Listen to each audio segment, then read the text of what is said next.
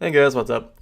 So I've been debating doing this video for a few days now because it's something that concerns the Black Desert community. But it's not really a guide. So recently in the community, there's been a number of topics that have been sparking outrage, and it's starting to come to a head.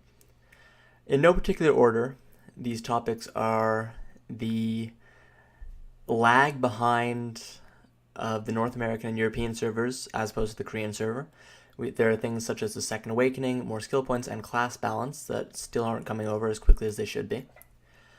The item drop rate increase scrolls that Korean players have, fifth pets, the paywall on pets, weight limits, and inventory that all new players and anyone that wants to reroll their account, make a new account, or make new characters has to face, and server lag, as well as unbanning blue.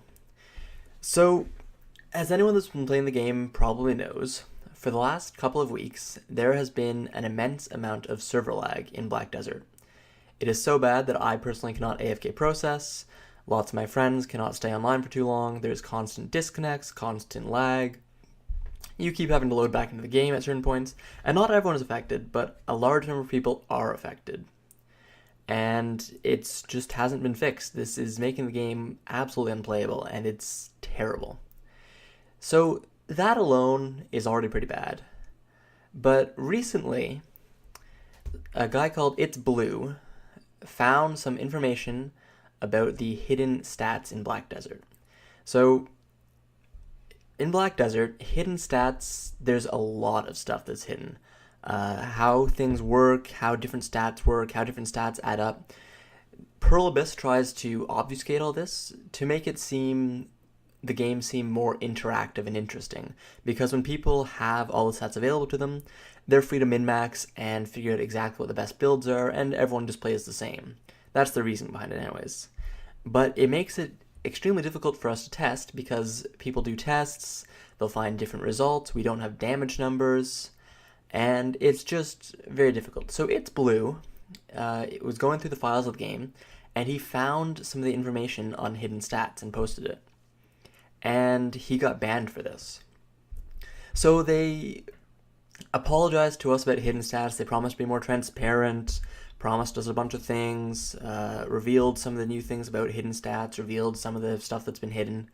But they haven't unbanned Blue. They say it's because he was decrypting game files, which is against the terms of service. But realistically, the player base believes Blue should not be banned for this. Now, with all this stuff going on, people have been pretty annoyed at Kakao and Pearl Abyss.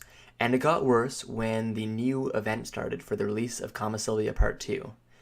For those that remember, Kama Sylvia Part 1, which released a few weeks ago, had an event where every hour you spent online, up to about 5 hours, gave you a new item in the rewards section.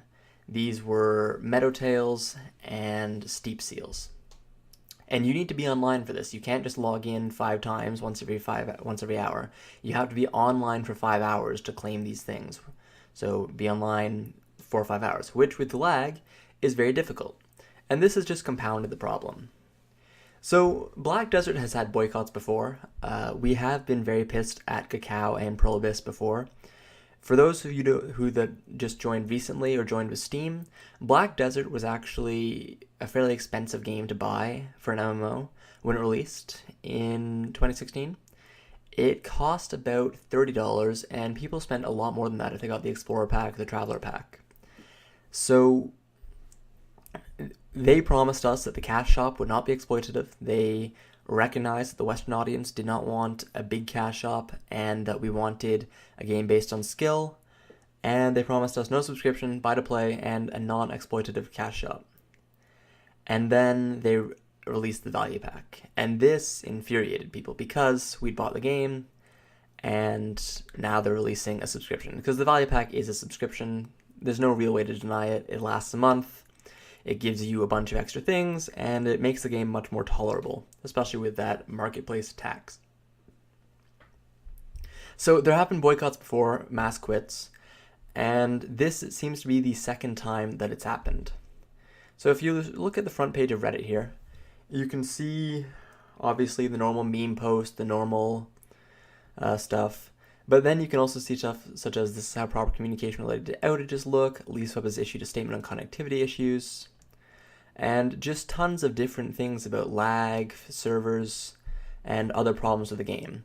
So it's looking like there's going to be a boycott, and FML, one of the biggest and most well-respected guilds in the game, just quit. So Black Desert seems to be going down a path that does not lead to a good place for us. And this has been kind of buried recently because everyone is pissed at EA for what they're doing to Battlefront 2. But honestly, this is very damaging to Black Desert. When you have servers that are this bad for this long, it damages the game, especially in a game such as Black Desert where you need to be able to react when you're fighting people or mobs. You need to be able to stay online all the time so you can AFK process or AFK fish. You need good servers for the player base to want to stick around. If I'm playing World of Warcraft and I'm lagging, it's still pretty okay for most classes because it's just point and click and then I hit my buttons and my character automatically casts at the opponent. If I'm lagging in Black Desert, I'm teleporting around, I'm not hitting things, mobs are still going to hit me for free. If I die, I'm losing experience, maybe I'll lose crystals. If I'm a red player, God forbid, I could even lose item levels. And it's just not something you can have in a game like this, especially a game that wants itself to be taken seriously.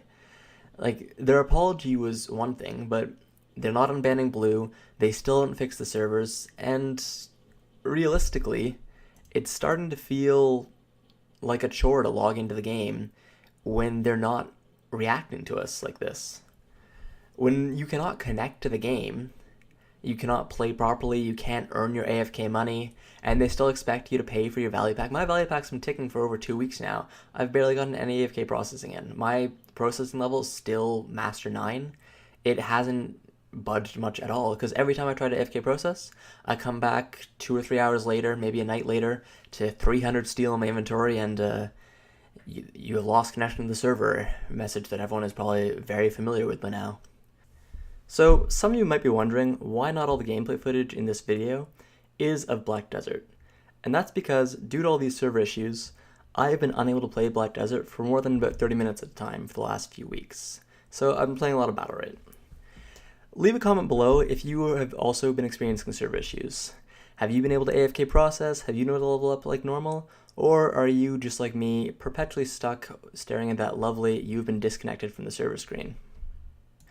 So, I debated making this video, but I feel you guys should know what's going on in the community, why there's less players online these days, why a lot of the channels that used to say crowded currently are just normal channels because people aren't logging into the game, and it's taking a toll on Black Desert. And this sucks, because Black Desert, for all its huge flaws, is a fun game. But like I said in the review, Black Desert is a game that is so fun that we managed to overlook those flaws. We managed to overlook the weight limit, the inventory, the double dipping into weight and inventory, the character-bound items and weight and inventory, the fixed marketplace, the lack of trading. All of this can be completely overlooked because of how fun the game is. But when you can't play the game, all of a sudden all the problems that already exist within the game are magnified. And you take a look at it and you say, hey, maybe I don't want to play this game. Now obviously I still want to play this game, I still like Black Desert, I still want to keep leveling up and getting better gear. But if they persist in not fixing the servers, in not listening to the community properly, like fixing hidden stats, it's nice, but it's a tiny step in the right direction. And only after mass outrage. Like, we spammed at the devs at Kakao and at Pearl Abyss until they finally reacted. And they still didn't unban Blue. They just told us that they'd make hidden stats a bit more reliable, we'd be able to see a few more of them, and they'd actually fix node levels. Which, you know, should have been fixed forever ago, but hey, at least it's something, right? So that's why Black Desert is currently suffering, why so many players are just not playing at the moment, or not playing as much as they used to, and why if you're going on Reddit or to the forums, you'll see so many threads complaining. The problems with the servers, banning Blue, hidden stats, development lagging behind Korea so much, and just all the problems that have persisted with the game since its release are all kind of combining all at once to really hit the game while it's quite literally down, because at least for me, I just got kicked out of Black Desert. The server just kicked me out again. Anyways, guys, thanks for listening. Sorry about the kind of different tone for this video, but thanks for watching and have a good one.